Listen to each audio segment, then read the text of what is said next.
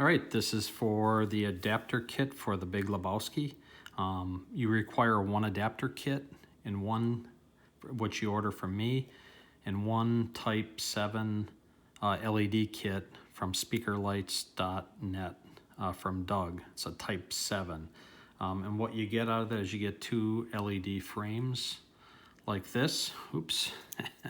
Two LED frames like this with a connector on them. And you get the power supply as well as the remote control, and then you get the adapter cable to plug into the Big Lebowski as well, which I don't have handy, it's on the counter. And from my side, so that's what you get from Doug, is those the power adapter for his lighting, his LED frames, aluminum frames, and remote control. And for me, you get two of these per speaker, so a total of 4. They're offset in many different ways and cutouts to offset here, here, here, here, different in the whole pattern. R for right, if you can see it, and then the mating side of it, which has an R in it as well. And so what we're going to do is build one on here so you know how to build one. And you also get from me, for Doug's power adapter kit, you're going to have to change over to these connectors to power it up on 12 volts. You're going to get 8 screws with some washers from my end, so you can basically screw in the speakers through this system. So you get the screws. You'll get the spacers here, so you're going to need 8 of those. And basically what you're going to do in the end is we're going to assemble a kit like, not a kit, but LED aluminum frame with the adapter kit installed. And so I'm going to walk through that so you can do it yourself. I'm doing the first 10 for people, but after that I'm selling just the kit if you're interested, and you put it together yourself. And so I've already started with 3 spacers in the base frame, and you'll notice in the base frame here it has an R for right or L for left, and we're starting with the right one. I pre-did 3 of the spacers. I'm going to glue down the 4th one. I choose to use super glue now, but I did use double-sided tape originally, and that's what's installed on mine, is double-sided tape. But I put 2 dots, and then I put the spacer over the other hole, and I try to line them concentrically and then turn so the glue gets spread evenly. And again, if you don't feel comfortable with super glue, you can use double-sided tape. And you want to make sure that that aligns perfectly, and so I'm working on it. All right, so that one's aligned, so we got those 4 done.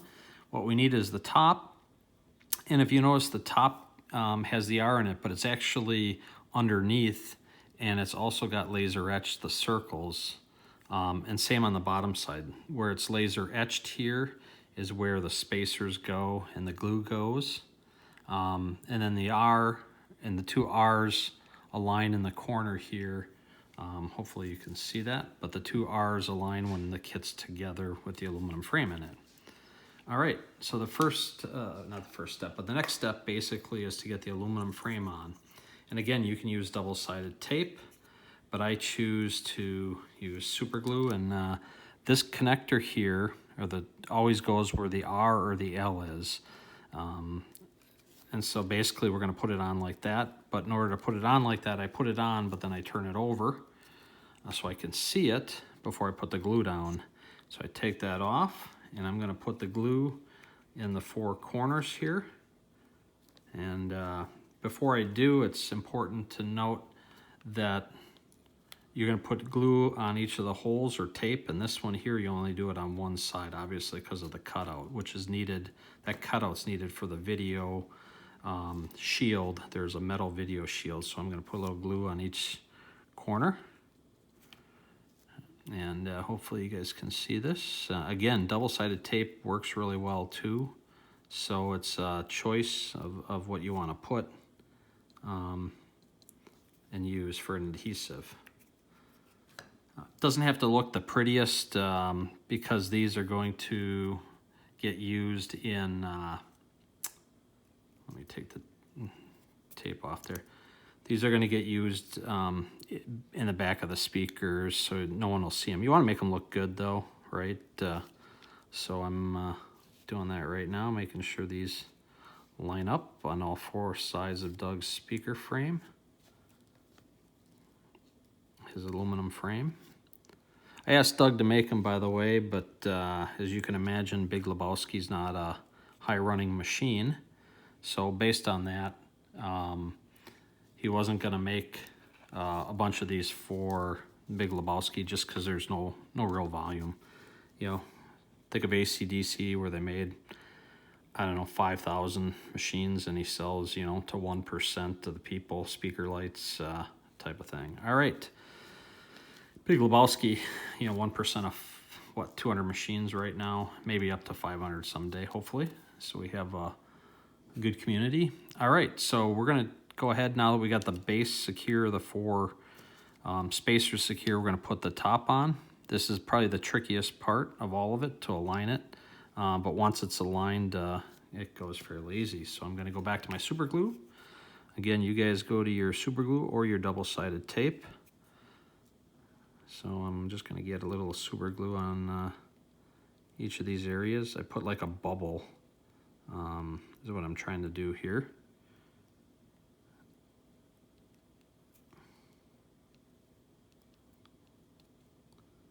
All right, keep it going. I put 3 dots. Again, I probably only need to put 1 dot, but I put 3 just in case it doesn't take on one of them. All right, so we've got super glue all the way around. Oop, I almost forgot there.